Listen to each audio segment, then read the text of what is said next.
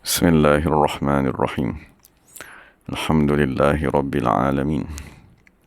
Wassalatu wassalam ala sayyidil mursalin wa ala alihi wa sahbihi ajma'in. Assalamualaikum warahmatullahi wabarakatuh. Alhamdulillahi Rabbil Alamin. Wassalatu wassalam ala sayyidil mursalin wa ala alihi wa sahbihi ajma'in. Allahumma salli wa sallim wa barik ala sayyidina Muhammadin wa ala ali sayyidina Muhammad. Astaghfirullah allazi la ilaha illa huwa ar-Rahman ar-Rahim. Hayyal qayyum allazi la yamut wa atubu ilaih. Allahumma ighfir lana. Dan alhamdulillah kita bersyukur kepada Allah Subhanahu wa taala kerana dapat sama-sama dalam majlis tafsir dalam kita membincangkan surah Tabarak. Dan alhamdulillah kita dah sampai pada ayat yang ke-6, yaitu Allah Subhanahu wa taala berfirman, walillazina kafaru bi rabbihim azabu jahannam wa bi'sal masir. Dan bagi orang yang kufur kepada penjaga mereka, pencipta mereka, maka bagi orang kufur tersebut azabu jahannam, siksaan neraka jahannam, wa bi'sal masir, dan sejahat-jahatlah ia tempat kembali. Dan alhamdulillah pada pengajian lalu kita dah bincangkan tentang pembahagian kufur kepada kufur yang zahir dan batin, dan kepada kufur pada batin. Jadi kita minta lindunglah daripada Allah Subhanahu wa taala. Jadi hari ini kita nak bincangkan tentang lafaz azabu jahannam, siksaan neraka jahannam kepada orang yang kufur. Jadi dalam kita bincangkan tentang siksaan ataupun hukuman yang Allah Ta'ala turunkan kepada orang yang kufur, maka kita rujuk kepada ayat 56 surah Ali Imran. Allah Subhanahu wa taala berfirman, fa'ammal ladzina kafaru, adapun orang-orang yang kafir, fa'u'azibuhum 'azaban syadidan, maka kami akan mengazab mereka dengan azab yang pedih, fid dunya wal akhirah, di dunia dan di akhirat. Okay, jadi daripada ayat surah Ali Imran, Allah Ta'ala menyatakan bahawa orang yang mengkufuri Allah, maksudnya orang yang mengekalkan hijab di atas hatinya, tidak membuka hijab tersebut, maka dia akan diberikan azab di dunia dan di akhirat. Okay, jadi itu ialah keterangan yang lengkap. Adapun di dalam surah Tabarak, Allah Ta'ala menyatakan tentang azab neraka jahannam. Dan kefahaman tentang azab neraka jahannam ialah azab yang akan datang di akhirat. Tapi daripada surah Ali Imran kita fahami bahawa apabila seseorang tadi bersifat dengan kekufuran, maka azab yang akan ditimpakan bukan semata-mata di akhirat, kan, bahkan azab tersebut akan menimpa mereka di dunia sebelum akhirat. Jadi Imam Fakhruddin Ar-Razi radhiyallahu anhu semasa dia mensyarahkan bagaimanakah azab orang kafir di dunia, maka daripada dia mensyarahkannya daripada dua sudut. Pertama sekali, azab orang kafir ialah mereka tadi dibunuh dan ditawan di medan perang menjadi hamba abdi. Itu apabila berlaku peperangan. Maksudnya Allah Ta'ala menyeksa mereka di atas tangan tentera-tentera mujahidin Islam. Kemudian Imam Fakhruddin Ar-Razi mengatakan, kedua, salah satu lagi bentuk azab yang Allah Subhanahu wa taala turunkan kepada orang kafir ialah al-amrad wal masaib, penyakit-penyakit dan musibah-musibah. Jadi difahami daripada azab, jangan semata-mata kita fikir bahawa azab tersebut hanya di akhirat, ataupun apabila kita membiarkan hijab di atas hati kita, ataupun kita tidak membuka hijab tersebut, ataupun kita membiarkan dosa, titik-titik hitam dosa di atas hati, maka jangan sekali-kali kita menyangkakan azab tu hanya akan menimpa kita di akhirat. Bahkan Allah Ta'ala menyatakan bahawa azab tersebut berlaku juga di dunia. Dan bagaimanakah contoh azab tersebut? Bila berlaku di dunia, maka Imam Fakhruddin Ar-Razi berkata, al-amrad wal masaib, penyakit-penyakit dan musibah-musibah. Cuma kita dah bincang pada pengajian lalu, apabila kita menyebut kekufuran, jangan sekali-kali kita menganggap lafaz kekufuran tu tak ada kaitan dengan diri kita. Kerana kita maklum kekufuran yang zahir itu sememangnya kita dipelihara. Kan, maksud lidah kita tidak mengingkari Allah. Kan, lidah kita tidak mengingkari Rasulullah sallallahu alaihi wasallam. Tapi kita mempunyai kekufuran yang batin. Kekufuran yang batin inilah yang masih kekal walaupun kita sudah memeluk agama Islam. Jadi kita perlu mengetahui bahawa selagi apabila Allah Ta'ala menceritakan tentang azab kepada orang yang kafir, maka lafaz kafir tadi merangkumi kedua-dua kumpulan. Sama ada orang kafir secara zahir ataupun orang yang kafir pada sudut batinnya sahaja. Jadi daripada sudut penyakit kan, maksudnya dinyatakan dalam perangkaan bahawa hampir 60 juta manusia meninggal dunia kan pada tahun 2016, separuh daripada mereka mati dengan sebab penyakit. Dan sekali kita rujuk kepada bencana, maksud Imam Fakhruddin Ar-Razi menyatakan berlaku dua musibah. Pertamanya penyakit dan musibah. Musibah ni seperti bencana alam, banjir, kilat, kebakaran, puting beliung dan seumpamanya. Jadi dinyatakan bahawa 10 tahun daripada tahun 2010 sampai 2020 ni berlaku kerugian, kerosakan yang nilainya hampir 12 trilion disebabkan oleh bencana alam yang Allah Ta'ala timpakan di dunia. Jadi ini perkara yang berlaku, penyakit, maksudnya seseorang sememangnya akan mati kan. Seseorang tidak apabila sampai saja ajalnya dia akan meninggal dunia, tetapi kita boleh memilih sama ada nak meninggal dunia dalam keadaan sakit sehari dua hari kemudian meninggal, ataupun meninggal dalam keadaan tanpa sakit kemudian seseorang tadi dicabut nyawanya, ataupun seseorang tadi sekiranya dia kekal dengan kekufuran, maka Allah akan menimpakannya penyakit setahun, 2 tahun, 3 tahun kemudian barulah nyawanya dicabut. Jadi sakit yang diturunkan sekiranya seseorang tadi kekal dalam kekufurannya, ketahuilah bahawa sakit tersebut ialah satu hukuman daripada Allah, musibah yang diturunkan kerana kekufuran yang kita biarkan di dalam diri kita. Dan begitu juga musibah yang menimpa, dia juga ialah hukuman daripada Allah di dunia sebelum di akhirat. Dan daripada hadis daripada Sayyidina Anas, Rasulullah SAW bersabda, arba'atun minasyaqa, 4 perkara daripada kecelakaan. Maksud ada 4 perkara yang dihukumkan sebagai siksaan, kecelakaan di dunia dan di akhirat. Pertama sekali ialah jumudul ain wa qaswatul qalb. Maksudnya mata yang tidak mengalirkan air mata, mata yang kering. Dan kedua ialah qaswatul qalbi, hati yang amat keras.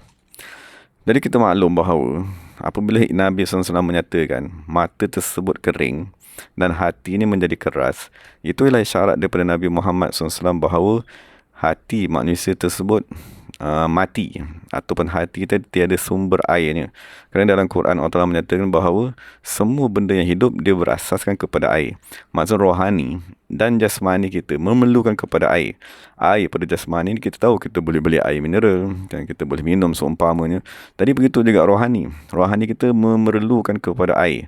Jadi sekiranya seseorang tadi tiada air pada rohaninya, maka Nabi SAW mengatakan itulah kecelakaan di dunia dan yang akan membawa kepada kecelakaan di akhirat.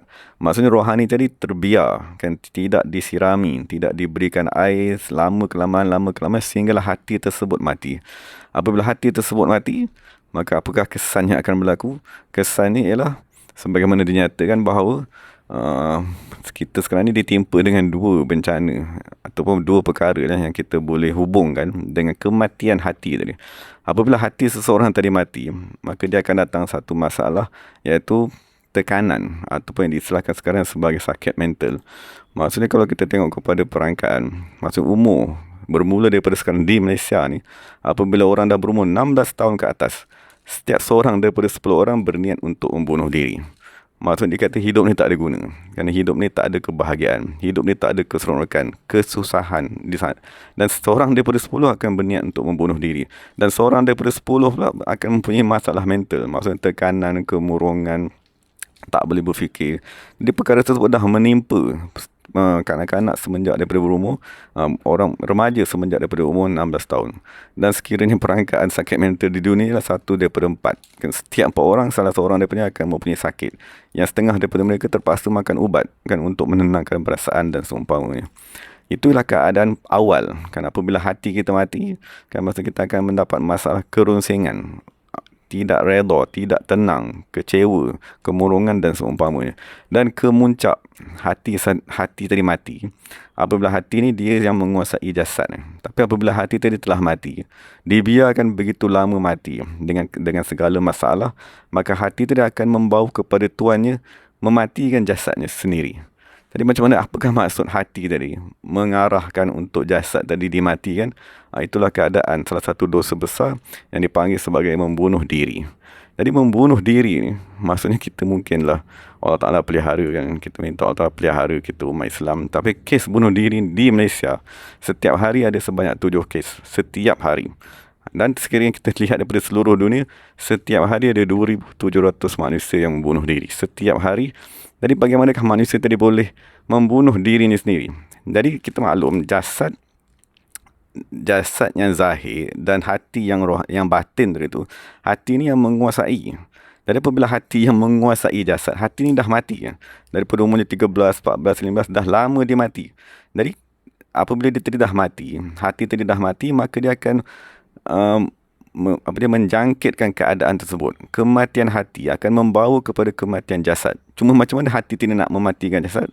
Dengan dia kata kepada tuannya, tahan, kita tak payah hidup lagi dah kat dunia, maka kita ni bunuh diri. Dan apabila manusia bunuh diri saja, maka itulah kemuncak kejayaan syaitan. Maksud syaitan ni, dia tahu selagi manusia tadi hidup, selagi manusia tadi bernafas, sama ada dia kafir ataupun dia Islam, maka orang tadi ada peluang untuk bertaubat. Dia masih ada peluang masa Allah Ta'ala berikan kepadanya untuk bertaubat. Kafir mungkin memeluk agama Islam. Kan orang yang dah memeluk agama Islam mungkin dia akan bertaubat kembali kepada Allah. Tapi apabila mati saja seseorang, itulah kemuncak kejayaan syaitan. Maksudnya syaitan kata dah, orang ni dah selesai, kita tak payah bincang lagi dah. Sebab dia dah mati, peluangnya dah habis. Jadi itulah yang Nabi SAW katakan bahawa 2 perkara yang membawa kepada kecelakaan. Maksudnya mata yang kering yang menyebabkan hati manusia menjadi keras. Dan punca mata manusia kering dan hati manusia keras tadi ialah kerana tiada air pada rohaninya. Maksud kita tak pergi kepada majlis, kita tak pergi kepada majlis membaca Quran, kan? Kita tak pergi kepada majlis ilmu, kita tak pergi kepada majlis zikir, tempat-tempat yang Allah Ta'ala turunkan air rohani tadi. Dan apabila hati kita kering, maka dia akan membawa kepada kematian hati, dan kematian hati itu akan membawa kepada kematian jasad yang menyebabkan manusia dengan mudah membunuh dirinya. Dan yang ketiga, yang keempat, Nabi kata kecelakaan ialah tulul amal wal hirsu ala dunia. Maksudnya orang yang mempunyai cita-cita yang amat panjang dan begitu tamak ataupun bertungkus lumus mencari dunia. Dan ini satu lagi bentuk kecelakaan yang menimpa manusia. Maksudnya, yang dimaksudkan dengan panjang cita-cita tadi ialah terlampau tamak mencari dunia, memfokuskan pagi, petang, siang, malam kepada dunia. Dan yang dimaksudkan dunia yang dilarang tadi ialah apabila seseorang tadi wal i'radu 'anil akhirah, dia meninggalkan akhirat. Maksud kita sekarang ni tengok ada 24 jam. Sekarang ni kita di malam Jumaat, nanti besok kita akan masuk pada siang Jumaat. Jadi daripada malam Jumaat sampai siang Jumaat, jadi kita tengok berapa jam yang kita gunakan untuk akhirat dan berapa jam yang kita gunakan untuk dunia. Jadi sekiranya daripada maghrib tadi sampai kepada maghrib balik semula besok, kesemuanya kita gunakan untuk dunia, itulah yang dipanggil sebagai panjang cita-cita dan terlampau tamak haloba kepada dunia. Jadi orang ni yang menghabiskan masanya, tak ada berzikir, kan, tak ada membaca Al-Quran, tak ada duduk di atas sejadah berselawat, bertahlil, dialah manusia yang akan ditimpa kecelakaan yang dia tidak sedari. Dia ada kecelakaan ni yang kita sedar, seperti sakit, kan, kita tengok orang tu sakit, meraung, merintih, kan, ada kecelakaan seperti peperangan, kematian, dibunuh, itu kecelakaan yang kita sedar. Tapi ada satu lagi kecelakaan yang kebanyakan manusia tidak menyedarinya, iaitu bertungkus lumus mengejar dunia. Bila seseorang tidak akan menyedari kecelakaan tersebut, apabila dia tadi mati meninggalkan dunia, barulah dia sedar bahawa dia pergi ke akhirat tanpa apa-apa bekalan. Masa tu baru dia tahu betapa celakanya dia semasa hidup di dunia. Jadi tu yang Nabi kata tadi, kecelakaan tadi, satu dia merujuk kepada matinya rohani. Itu akan menyebabkan seseorang tadi celaka di dunia dan di akhirat. Dan satu lagi adalah orang yang menghabiskan masanya, keseluruhan masa yang Allah berikan di dunia ni, dia habiskan semata-mata untuk dunia dan meninggalkan akhirat. Dalam hadis Nabi SAW berkata, Naja awwalu hazihil ummah bil yaqini waz zuhud. Umat-umat di awal zaman Nabi, kan, zaman sahabat, kan, tabi'in dan tabi'in, naja, mereka terselamat. Mereka dipelihara daripada azab neraka Jahannam bil yaqini waz zuhud, dengan sebab keyakinan yang Allah Ta'ala kurniakan di dalam hati mereka, waz zuhud, dan mereka tadi tidak mencintai dunia. Tapi Nabi kata wa yahliku akhiruha, akhir umatku ni akan binasa bil bukhli wal aman, kerana sifat bakhil dan cita-cita ni yang amat panjang. Kan maksudnya tidak mempedulikan kematian yang akan datang, merasakan dia akan hidup lagi 100 tahun, kan mencari harta seolah dia tak akan mati selama-lamanya. Dari itu 4 daripada hadis Nabi SAW yang menyatakan tentang kecelakaan. Dan kecelakaan tu yang kita nak bincang sekarang ni, itu ialah seksaan kan yang Allah Ta'ala berikan kepada orang kafir di dunia. Jadi setelah kita bincangkan seksaan ataupun azab yang Allah telah berikan kepada orang yang bersifat dengan kekufuran di dunia, dari sekarang ini baru kita rujuk kepada beberapa hadis daripada Rasulullah SAW yang merujuk kepada seksaan di akhirat. Jadi kekufuran ni dia ialah perkara yang sepatutnya kita fikirkan, adakah hijab masih ada lagi di atas hatiku? Kan, mengapa sampai sekarang aku masih belum dibukakan hijab? Mengapa sampai sekarang aku belum menyaksikan Allah Subhanahu Wa Taala, belum mengenal Allah Subhanahu Wa Taala? Kerana selagi hijab tu ada di atas hati kita, kita akan terseksa di dunia dan di akhirat. Jadi ataupun seksaan di akhirat, kan, sebagaimana daripada Nabi Muhammad SAW, daripada Sayyidina Umar kan radhiyallahu anhu, dia berkata, aksiru zikran nar, kan, perbanyakkanlah mengingati api neraka. Maksud jangan sekali kita rasa seronok, kan, ataupun kita rasa aku ni terselamat daripada neraka, kalau aku tak sembahyang pun tak apa, aku tak bersedekah pun tak apa, kan, aku tidak menunaikan zakat pun tak apa. Kerana Sayyidina Umar berkata, fa inna harraha syadid, kan, kerana kepanasannya amat sangat, dan wa inna qa'raha ba'id, dan sesungguhnya dasar ataupun tingkatan api neraka ke bawah tadi itu amat jauh. Wa inna maqami'aha hadid, dan sesungguhnya alat-alat cemati, rotan yang digunakan untuk memukul ahli neraka ialah daripada besi. Dan daripada Sayyidina Anas radhiyallahu anhu, daripada Nabi sallallahu alaihi wasallam, Nabi bersabda, akan dibawa manusia yang paling mewah di dunia dari kalangan ahli neraka. Maksudnya manusia itu semasa di dunia, dialah manusia yang paling seronok, kan, dialah manusia yang paling megah sekali, kan, dialah manusia yang paling agung. Kemudian dia tadi dibawa, tetapi di akhirat ni manusia yang melupakan akhirat. Jadi apabila di akhirat, dia akan dimasukkan ke dalam neraka. Kemudian dikatakan kepada orang tersebut, masukkah dia ke dalam neraka? Maksudnya dia tadi dimasukkan ke dalam neraka, maksudnya dia lintaskan dia ke dalam neraka sekejap, lalu dikeluarkan orang tersebut. Kemudian ditanya, ya bena Adam, hal ra'aita khairan qad, wahai manusia yang kamu amat bermegah di dunia, seronok mewah di dunia, adakah kamu pernah merasai kebaikan sebelum ini? Adakah kamu pernah merasai nikmat sebelum ini? Maka orang yang dah dimasukkan ke dalam neraka sekejap tadi, dia kata, la wallahi ya Rabb, wahai Allah Subhanahu wa Ta'ala, tak pernah langsung. Maksudnya dibandingkan nikmat dunia, walaupun dia memiliki dunia seluruhnya, apabila dibandingkan dengan sesaat dia dilintaskan ke dalam neraka, maka dia kata nikmat dunia tadi tak ada faedah langsung, seolah-olah tak pernah wujud pun. Dan di sebaliknya pula, dibawa manusia yang paling teruk sekali ataupun manusia yang paling berat sekali ujiannya, orang beriman di dunia ni yang amat berat ujiannya, dan kemudian orang tadi dilintaskannya, dibawakannya masuk ke dalam syurga, melihat tempatnya di syurga.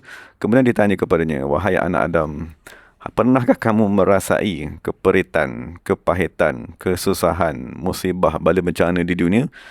Apabila ditanya kepada orang tersebut, ahli syurga yang amat susah semasa di dunia, dia kata, la wallahi ya Rabb, tidak sekali-kali wahai Allah, ma marra bi bu'sun qad, aku tak pernah lalu kesusahan langsung, wa ma ra'aitu shiddatan qad, aku tak pernah melihat apa-apa kesusahan pun. Maksudnya kecintaan ataupun nikmat yang Allah lihatkan kepadanya di dalam syurga melupakan segala kesusahan yang sekejap je, yang di dunia 60 tahun, 70 tahun. Dan dalam hadis yang lain daripada Sayyidina Zaid bin Arqam, Nabi Muhammad SAW bersabda, inna rajula min ahli nar, maksud satu manusia daripada ahli neraka. Dia maksud saiz kita ni akan dibesarkan, walaiyazubillah, kan, manusia yang masuk ke dalam neraka, saiz ni akan dibesarkan sehingga satu daripada gigi geraham ni sama seperti bukit Uhud, kan, maksudnya dibesarkan saiz orang tersebut untuk menerima seksaan yang amat, maksudnya lebih lagi mendapat seksaan kerana saiznya amat besar. Dan daripada Sayyidina Abu Hurairah, daripada Rasulullah SAW berkata, lau kana fi hadzal masjid mi'atu alf aw yazidun. Nabi kata, sekiranya dalam masjid ni, maksud semasa Nabi berada di Masjid Nabawi tu, dia kata kalau dalam masjid kita ni ada 100,000 orang ataupun lebih, tiba-tiba ada kita bawa seorang je ahli neraka. Ahli neraka tu datang melintas di masjid kita ni, fatanaffasa, lalu dia bernafas saja. Maksudnya dia bukan campak api neraka ni, dia bukan campak baju neraka ni, dia cuma bernafas. Kemudian nafas tersebut terkena kepada semua ahli masjid, maka Nabi kata lahtaraqal masjidu wa man fihi, nescaya masjid tadi akan terbakar dan semua orang yang ada dalam masjid tadi akan terbakar. Maksudnya ada kan betapa panasnya api neraka, kan, api neraka yang menimpa ahli neraka tersebut. Dan daripada Sayyidina Abu Musa Asy'ari, Rasulullah SAW bersabda, sesungguhnya ahli neraka menangis sehingga hatta lau ujratis sufun, sehingga sekiranya dijalankan kapal-kapal di atas air mata mereka, nescaya kapal tadi boleh berjalan. Sesungguhnya mereka tidak akan menangis air mata darah. Daripada Sayyidina Abdullah bin Mas'ud radhiyallahu anhu, dia berkata, Allah Ta'ala berfirman, zidnahum azaban fawqa azab. Maksud Allah Ta'ala akan manusia diseksa, kemudian Allah Ta'ala akan menambahkan lagi seksaannya. Maka Sayyidina Abdullah bin Mas'ud berkata, Allah Ta'ala akan menambahkan seksaan seperti kala jengking yang dia punya taring saja kan sepanjang pokok kurma yang paling tinggi yang pernah wujud di dunia. Dan daripada Sayyidina Abu Hurairah, daripada Nabi Muhammad SAW, dinyatakan bahawa Nabi bersabda, sesungguhnya Al-Hamim ni ialah air yang paling panas sekali akan disiramkan ke atas ahli neraka tersebut. Lalu air tidak akan masuk melalui otaknya, masuk ke dalam perutnya sehingga hancur segala apa yang ada dalam perutnya dan mengalir segala apa saja dalam perut itu akan mengalir di antara dua kakinya, summa yu'adu kama kana, kemudian akan dikembalikan semula kepada rupa asal, kemudian diulang lagi ya Rasulullah. Itulah keadaan api neraka. Dan dalam ayat yang lain Allah Ta'ala kata, fallazina kafaru qutti'at lahum thiyabu min nar, orang-orang kafir tidak akan diberikan kepada mereka baju daripada neraka. Dan Sa'id ibn Jubair berkata, yang dimaksudkan baju daripada neraka itu adalah baju daripada tembaga api neraka tidak akan dibuat baju kepada seseorang tersebut. Dan daripada Sayyidina Abu Hurairah, daripada Nabi Muhammad SAW, Nabi SAW bersabda, tidak masuk seseorang ke dalam syurga melainkan dia akan melihat tempatnya di neraka sekiranya dia tadi melakukan kejahatan. Maksud apabila kita tadi digolongkan insya-Allah semua ke dalam syurga Allah Subhanahu Wa Taala, maka Allah akan memperlihatkan ni tempat neraka kamu, ni tempat neraka kamu. Kenapa diperlihatkan neraka tadi? Liyazdada syukran, supaya dia menambahkan bersyukur kepada Allah Taala kerana diselamatkan daripada neraka tersebut. Masa tu dia akan berkata, laula annallaha hadani, kalaulah Allah Taala tak bagi hidayah kepada aku di dunia, nescaya itulah tempat aku sekarang. Dan sebaliknya pula, wala yadkhulun nara ahadun, tidak masuk ke dalam neraka salah seorang pun melainkan dia akan melihat tempatnya di syurga. Lau ahsana, sekiranya di dunia dulu dia berbuat kebaikan, liyakuna alaihi hasratan, supaya perkara tersebut akan menambahkan lagi penyesalannya. Fayaqul, maka dia berkata, lau annallaha hadani, kalaulah Allah Ta'ala memberi hidayah kepadaku di dunia ni, saya akan selamat daripada neraka sekarang dan berada dalam syurga Allah. Dan kemuncak neraka tersebut ialah sebagaimana sabda Nabi SAW, man qadallahu alaihi al-khulud lam yakhruj minha. Inilah kemuncak seksaan neraka tu. Apa segala kala jengking, apa segala api besi neraka tu masih lagi boleh difahami, masih boleh lagi ditahan. Tapi seksaan yang paling agung, yang paling besar dalam neraka, apabila Allah Ta'ala berkata al-khulud, kekal di dalamnya selama-lamanya, lam yakhruj minha, tidak akan keluar daripada neraka tersebut. Dan apabila dinyatakan tentang azab Jahannam, maksud apabila Allah Ta'ala kata bagi orang-orang kafir tadi, dia akan ditimpa dengan seksaan di dunia dan seksaan di akhirat. Dan apabila Allah Ta'ala nyatakan tentang seksaan tadi, seksaan di dunia dan seksaan di akhirat, dan itulah tempat yang paling jahat. Jadi mengapa Allah bagi tahu tadi? Maksud kenapa perkara tadi diulang? Apabila kita membaca surah Tabarak tadi tiap-tiap malam, diceritakan tentang neraka Jahannam, azab Jahannam, tempat yang paling jahat. Tujuannya lah supaya kita tadi timbul di dalam diri kita al-khawf, rasa ketakutan yang amat sangat. Kerana manusia ni sekiranya dia tidak boleh beramal dengan janji-janji baik, maksudnya dengan rahmat, dengan kecintaan kepada Allah Subhanahu Wa Taala, maka dia perlu digoncangkan. Kan, maksudnya orang yang masih belum mampu untuk beribadat, kita kena goncangkannya dengan al-khawf, dengan ketakutan. Dan diriwayatkan daripada dinyatakan bahawa Ali ibn Fudail ibn Iyad, maksud anak kepada Fudail ibn Iyad, maksudnya kita nak macam mana ketakutan tadi. Ketakutan apabila kita mengingati api neraka. Jadi anak kepada Fudail bin Iyad bernama Ali mata, meninggal dunia, min sama'i ayatin, apabila dia mendengar satu ayat, walau tara idh wuqifu 'alan nar. Tidakkah kamu melihat wahai Nabi Muhammad, tak kala manusia tadi didirikan di atas api neraka Jahannam. Kemudian mereka berkata, kalaulah kami boleh dikembalikan semula ke dunia, kalaulah kami di dunia dulu tidak mendustakan ayat-ayat Allah, kalaulah kami tadi boleh menjadi manusia yang beriman di dunia. Jadi apabila anak kepada Fudail bin Iyad satu hari, kan, kerana ketakutannya sememangnya bertambah, sehingga satu hari apabila dia mendengar ayat tersebut, terus dia tadi mati, meninggal dunia. Dan begitu juga Abdullah Ibnu Wahab.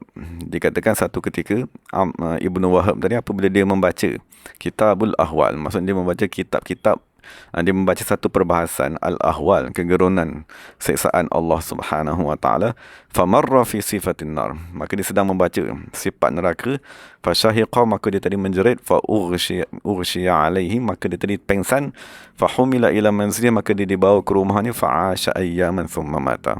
Kemudian dia hanya hidup beberapa hari di rumahnya, kemudian meninggal dunia. Dan daripada Sa'id Al-Jurmi berkata, wallahi, dia kata demi Allah, tidak ada mana-mana hamba yang benar. Maksud kita, untuk kita nilai diri kita ni sama ada bersifat dengan as-sidqu ataupun sebaliknya itu an-nifaq. Maksud kita maklum salah satu sifat Nabi dan Rasul ialah as-sidq, amanah, kebenaran tu. Jadi Syekh Sa'id Al-Jurmi berkata, untuk kita mengetahui adakah diri kita ni benar-benar ingin kepada Allah, adakah diri kita ni benar-benar menghadap kepada akhirat, dia kata, demi Allah, mana-mana hamba yang benar, sekiranya dia mendengar cerita tentang neraka, nescaya dunia akan menjadi sempit walaupun dunia tadi amat luas. Maksudnya dia akan rasa dunia ni tak ada faedah, dia akan rasa dunia ni tak ada nilai pun di sisinya. Tetapi dia kata sebaliknya, wa innal munafiq, tetapi sebaliknya orang munafik, sekiranya api neraka di belakangnya, kan, lam yasduq biha, nescaya dia tidak akan benar, dia tidak akan mempercayai api neraka, dan dia tak mempedulikan api neraka tersebut, sehinggalah api neraka tadi menerkam ke atasnya. Itu masalah sifat diri kita, yang kita tak takut kepada neraka, dan kita tak pedulikan kematian yang akan datang. Ialah masalah sama ada sifat munafik tadi ada ataupun tak ada pada diri kita. Jadi itu yang kita minta lindung, kan, daripada Allah. Salah satu sifat munafik ialah orang tadi tidak mempedulikan amaran, seksaan, cerita tentang neraka, azab kubur, semua tu pada dia cerita-cerita doang ataupun tidak benar. Jadi daripada Syekh Ibrahim Taimi, dia berkata, masaltu nafsi fil jannah. Ini salah satu cara lah macam mana Syekh Ibrahim Taimi dia memotivasikan dirinya untuk beramal, untuk memperbanyakkan ibadat. Dia kata, aku tadi menjadikan diriku di dalam syurga. Masa aku mengandaikan diriku di dalam syurga, kan, makan daripada buah-buah syurga, kan, bersama-sama dengan bidadarinya, merasai segala nikmat syurga. Kemudian dia kata, wa masaltu nafsi finnar, kemudian aku mengandaikan diriku berada di dalam api neraka pula. Dia kata, makan daripada buah zakumnya, minum daripada air neraka, kan, aku dirantai, diikat. Maka aku kata kepada diriku, yang mana satu yang kamu nak? Kamu nakkan nikmat di syurga, kan, ataupun waliyazubillah kamu nakkan siksaan di akhirat? Maka semestilah diri dia akan menjawab, aku nakkan keseronokan tadi, nikmat di syurga. Maka dia kata kepada dirinya, fa'mal salihan, maka hendaklah kamu tadi beramal dengan amal soleh. Maka dia kata itulah cara untuk dia membangkitkan semangat, kan, dalam dirinya untuk beribadat. Dan daripada At-Tawus, ni salah seorang ulama, dia kata apabila dia membentangkan tempat tidurnya untuk dia tadi baring, maka dia akan berguling sana, ke kanan, ke kiri, ke kanan, ke kiri, seperti kacang yang apabila kita sedang goreng, dia akan melompat sana, melompat. Maksudnya dia tak tidur diam macam kita ni lah. Sampailah dia kata tadi, apabila sampai waktu subuh, dia kata, tayyara zikru jahannam naumal abidin. Dia kata teringat kepada neraka Jahannam tadi akan menghilangkan tidur orang-orang yang ingin beribadat kepada Allah. Maksudnya dia memang tak boleh tidur. Dia baring macam mana pun dia tak boleh tidur kerana teringat kepada neraka Jahannam tadi. Daripada Syekh Al-Hur Ibn Husain Al-Fazari, dia berkata, aku melihat seorang syekh daripada Bani Fazarah. Kan apabila syekh tadi datang, kan, dia akan bercakap kepada maksud ada orang memberi kepadanya satu sumbangan, kan, sebanyak RM100,000.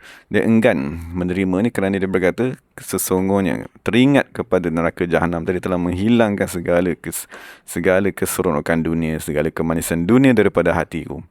Kemudian dia berkata apabila dia bangun daripada tidur, dia akan kejutkan kawan-kawannya ataupun sahabat-sahabatnya untuk salat fajar. Dia akan sentiasa mengulang an-nar, kan, an-nar, an-nar. Dan ketahuilah, ingatlah kepada neraka jahanam, bangkitlah ni neraka jahanam, dan diulang, kan, supaya kita tadi sentiasa timbul rasa gerun dan takut, kerana ketakutan tadi akan menyebabkan seseorang tadi beribadat. Dan sebagai penutupnya, Allah Ta'ala menutup ayat ke-6 tadi dengan lafaz wa bi'sal masir. Setelah Allah menceritakan tentang neraka jahanam, kan, maka Allah Ta'ala kata itulah sejahat-jahat tempat untuk manusia tadi kembali. Jadi kesimpulan daripada ayat ke-6 ni ialah kekufuran yang ada pada diri kita, dan kita tak masukkan kekufuran zahir tadi. Kekufuran zahir menyembah berhala itu Allah Ta'ala dah selamatkan. Tetapi hijab tadi, hijab, kan, dia dalam satu bahasa yang lain diistilahkan dengan al-kufru. Kerana al-kufru itu sendiri bermakna hijab. Jadi hijab di atas hati kita akan menyebabkan kita terseksa di dunia dan di akhirat. Dan apabila Allah Ta'ala bagi tahu, selagi kamu kufur, kamu akan diseksa, kan? Selagi kamu kufur, kamu tidak akan merasai kebahagiaan. Maka yang dituntut daripada kita sekarang ialah memikirkan bagaimana cara nak menghilangkan hijab tersebut. Dan berenunglah diri kita, kan, sampai sekarang, adakah hijab tadi dah hilang? Adakah kita dah melihat nur daripada Allah Subhanahu Wa Taala? Kan, adakah diri kita dah mula beribadat, kembali menghadap kepada akhirat? Kan, sekiranya kita hanya memandang, pemikiran kita hanya teringat kepada dunia, jadi persoalannya, adakah dah sampai masa tadi pemikiran kita ingat kepada akhirat yang akan kita tempuh selama-lamanya? Dan apakah soalan yang kita dah hantar kepada akhirat? Kan, apakah amalan yang dah kita hantar untuk kita simpan di akhirat? Jadi itulah yang dinyatakan di dalam ayat ke-6 tadi.